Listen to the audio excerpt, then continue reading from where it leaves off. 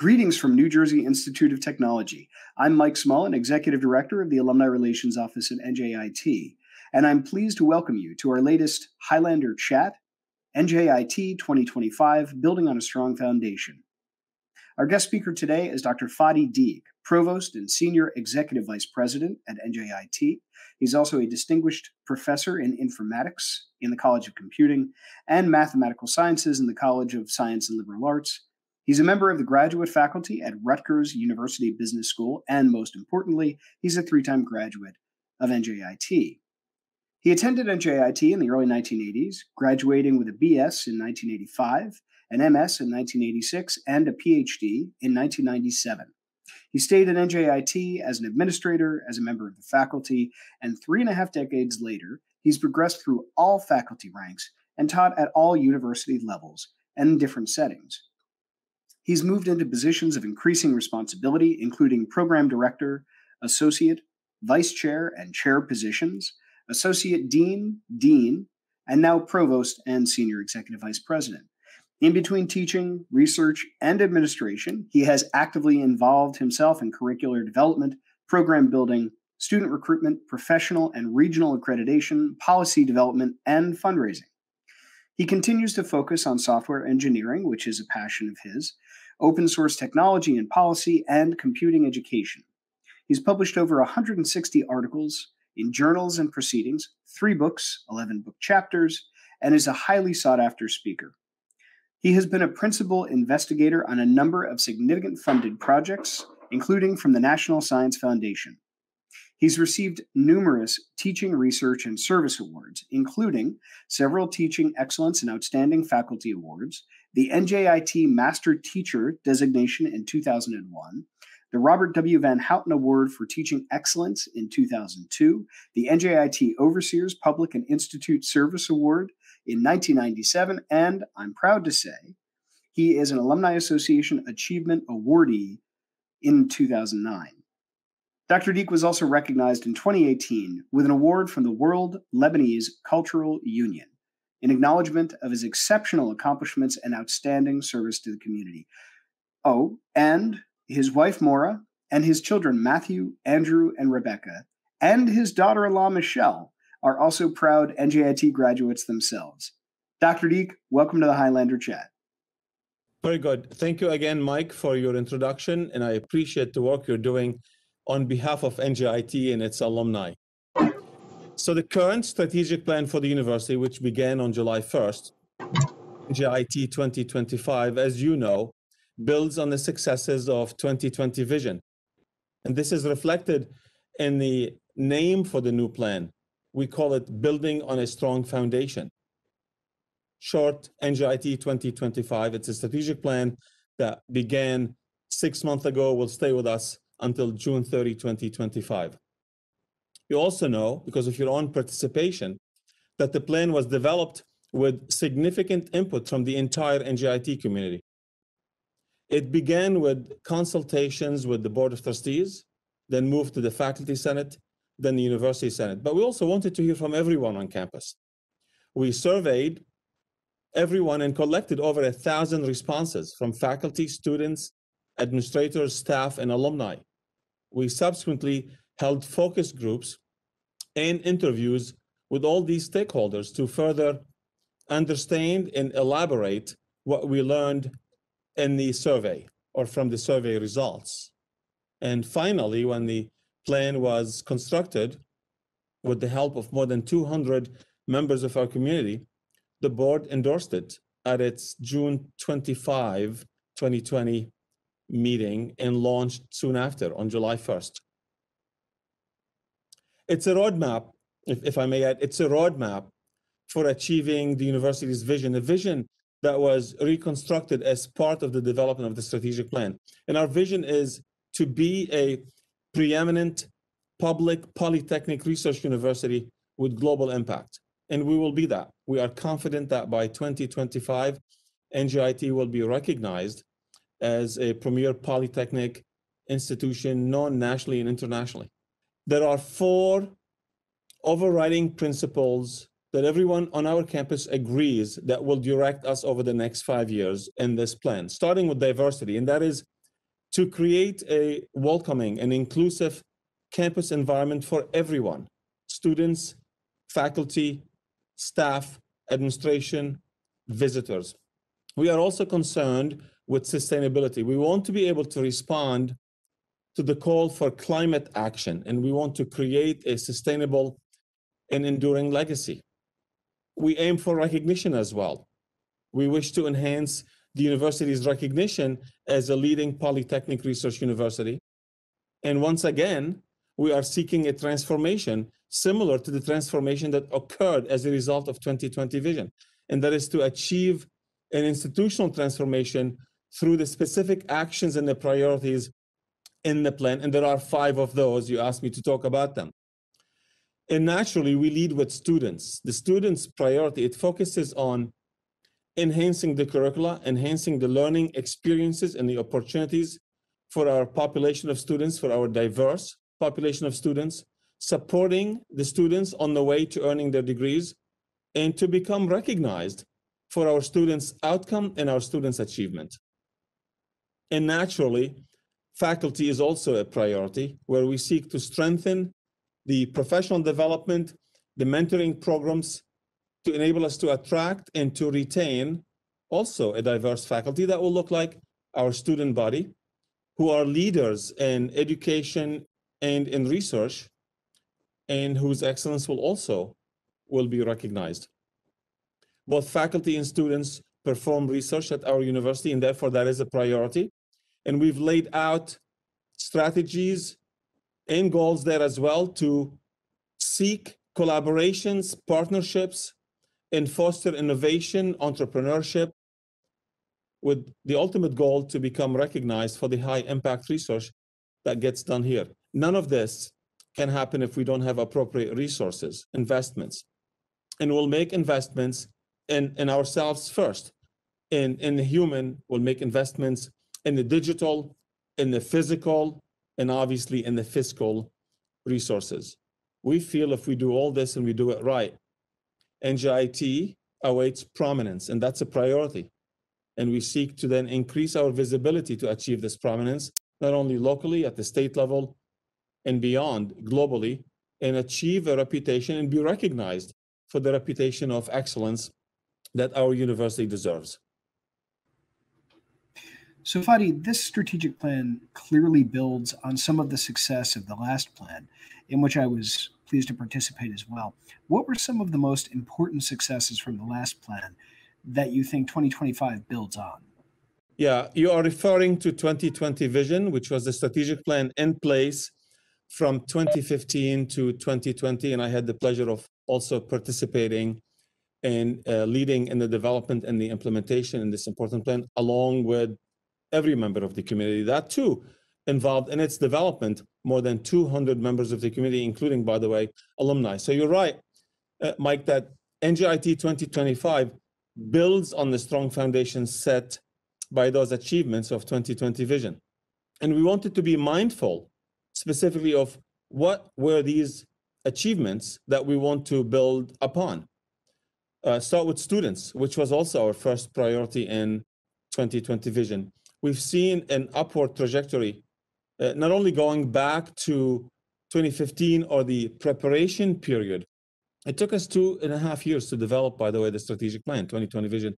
It took us also 2.5 years to develop, building on a strong foundation. So there was a lengthy preparation period where we had an interim academic plan. So over that period, enrollment at the university increased by 33%. Students' profile, the entering class profile, appreciated. If you look at least one metric, there are numerous metrics that we can look at, but let's look at a unifying metric, the SATs, that went from roughly 1140 during that period to about 1,300 now. The retention of our students, it's important to bring students to NJIT. It's more important to help them stay here and then graduate. The retention also increased from 79% to approaching 90%, I believe, for this year. The 4-year graduation nearly tripled. The 6-year graduation went from 55% to 67%. We, as our president likes to call it, went on a hiring spree for faculty. We hired and retained more than 150 new faculty, tenured and tenure track faculty. So of the 300 plus that we have at the university now, nearly 50% of them were hired in this last decade. Our faculty are earning appropriate recognition through grants, career awards from important funding organizations such as the National Science Foundation. Our faculty are attaining the rank of fellows in their professional organizations. Some have been inducted into the national academies. The research is being recognized by increased citation. The research and development expenditures have increased during the same period from about 90 million in total, external, internal, from about 90 million to more than 160 million. And by 2019, the report for 2020 Vision has it at 161. The total external for a faculty of 300 plus research and development funding went from about 60 to more than 100 million. The number of institutes, centers, research laboratories grew consistently with the hiring of new faculty from about 30 to more than 100. The success story there when it comes to research is the PhD program. Enrollment of students there grew by about 40% within the same period. And I think more importantly, and this is something I know you've covered with our president and others, was the creation of the New Jersey Innovation Institute. And it too generated grants and contracts and economic development activities since its inception in 2014 to the tune of roughly 200 million. We've made advances on other fronts. You know that because you are on campus. Specifically with resources, let's talk about the physical resources. We completed major capital projects with more than 1 million square feet. The WEC, the Wellness and Events Center, Central King Building, the Life Sciences Building, a makerspace second to none. We've upgraded technology in our classrooms. We've increased the number of laboratories, smart classrooms. We've also managed to obtain from the state, from the generous state of New Jersey, more than 130 million in funding in support of our facilities over a period of 5 years. So all that in combination, I believe, gives us confidence that prominence is then coming to NJIT. Recognition is here. As you know, we've achieved, as part of the 2020 vision, we've achieved the R1 rating, the Carnegie classification, very high research activity. We rank 1 nationally in student upward social economic mobility, as per Forbes and the New York Times. We've reached the top 100 in several major university rankings, and we make a significant economic impact on the state of New Jersey, 2.8 billion, according to independent analysts.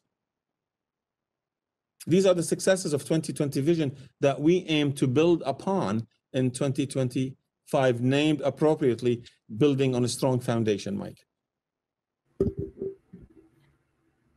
So Fadi, are there any parts of the plan that you think were instrumental in helping the university address some of the challenges of the pandemic?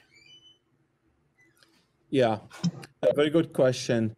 Mike, every individual, every organization in New Jersey, in the United States, in the world, have been impacted by this pandemic. And as you know, NJIT is very proud of its pandemic recovery plan, which has enabled us to come back to campus since last fall with a significant in-person component, keeping safety as first and foremost.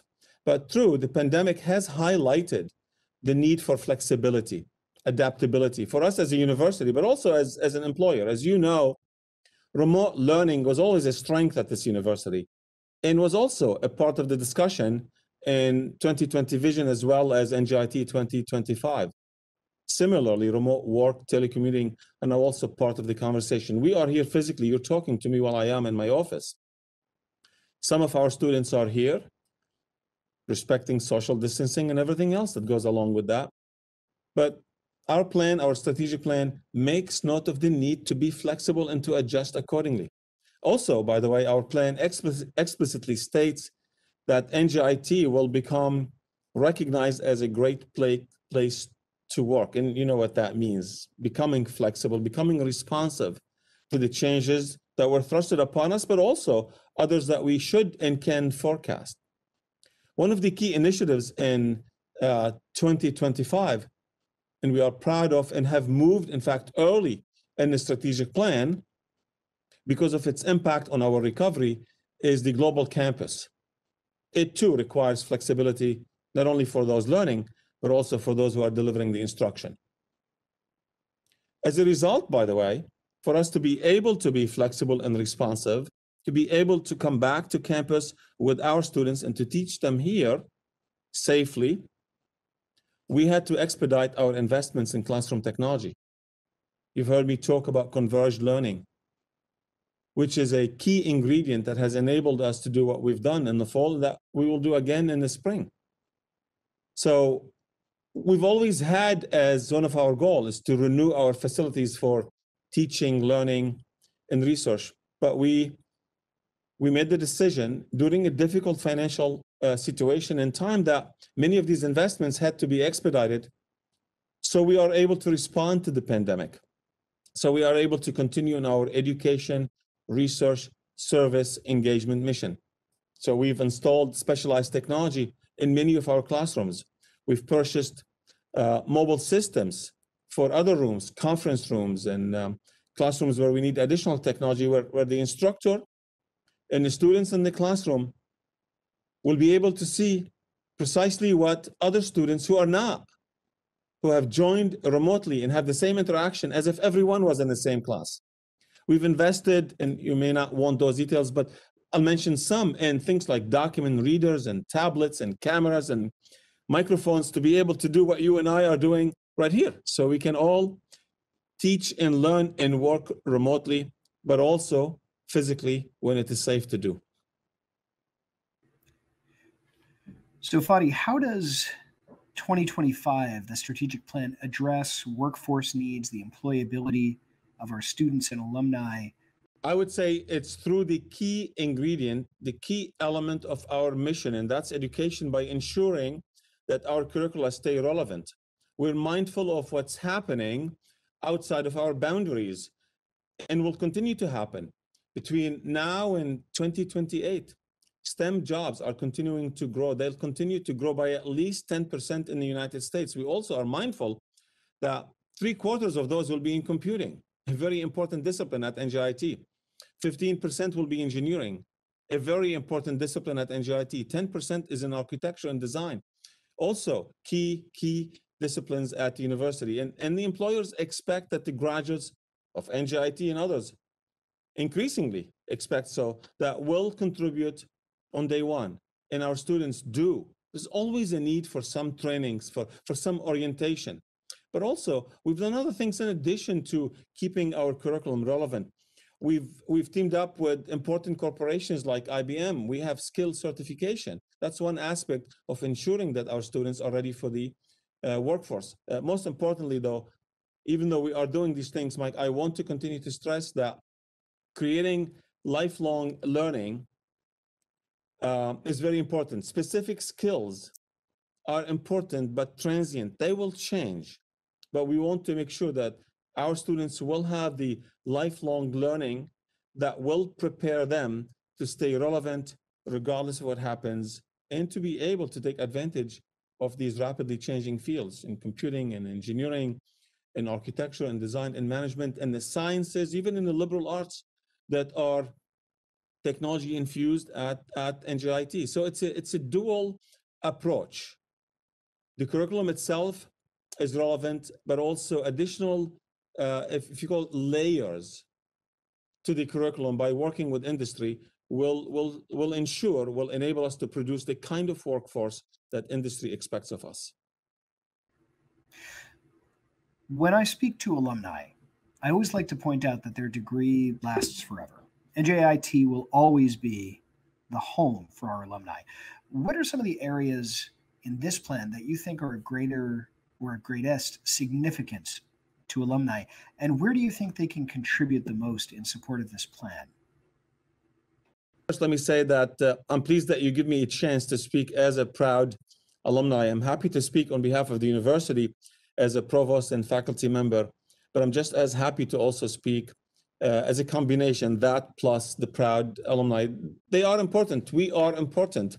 I speak as one. The alumni have always been important stakeholders in our community. They have participated in crafting the strategic plans. They served on committees. Every committee included the participation of alumni. NJIT 2025 calls for expanding participation, for expanding engagement with our alumni, for building on their contacts to benefit, to enable our students to benefit the university as well, to benefit fellow alums. So our plan, and I know that this is also something you do, challenges young alumni to contribute their time, expertise, to help us develop our students to become the future leaders, just as they themselves, the alumni, have become. It offers them support, the alumni, to start up their own enterprises on our own campus through Venture Link.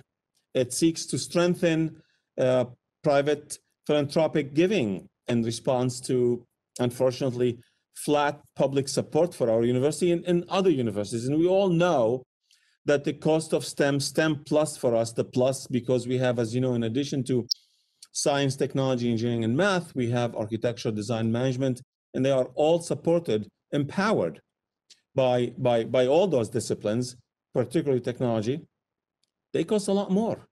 That is why our president is working very hard to make the case to the state that our funding formula should be different from other institutions of higher learning, because we are 100% polytechnic university. That's what we are. Every one of our students is in a STEM discipline. So these are all the reasons that we call on the alumni to remain connected, because they are already connected, to be even more so connected and more so engaged. And let me say thank you to the alumni, as they have done a lot for this university. Thank you, Dr. Deek. Knowing how much is going on right now and all the different things relating to both to COVID, to the students, to the world at large, how are you doing? I'm doing very well. There is a light at the end of the tunnel, and it's growing. Like, we are all coming back. Some of us didn't leave. Many of us came on a rotational basis. You and every one of our colleagues. I'm very proud to say that NJIT has done exceedingly well in handling the pandemic and its ramifications, and in really intensifying on its mission, particularly education, during this very difficult period. With vaccinations underway, I am confident that normal will be back, whatever that is. People have all kinds of definition, but normal will be back, and will be back soon. So I'm always hopeful, and I'm more hopeful now. I'd like to thank Dr. Deek for joining us for our latest Highlander Chat, NJIT 2025, Building on a Strong Foundation, the strategic plan for NJIT. Dr. Deek, thank you very much. Thank you, and I thank every member of our community. I thank the alumni included in this community, and I thank everyone who has enabled the university to get to where it is today, and will enable it to be where it wants to be and deserves to be. This was our latest Highlander Chat. Be sure to check us out on social media, Facebook, Instagram, LinkedIn, and Twitter. Make sure to check out our Highlander Chats on podcasts at Google Podcasts, Apple Podcasts, and Spotify.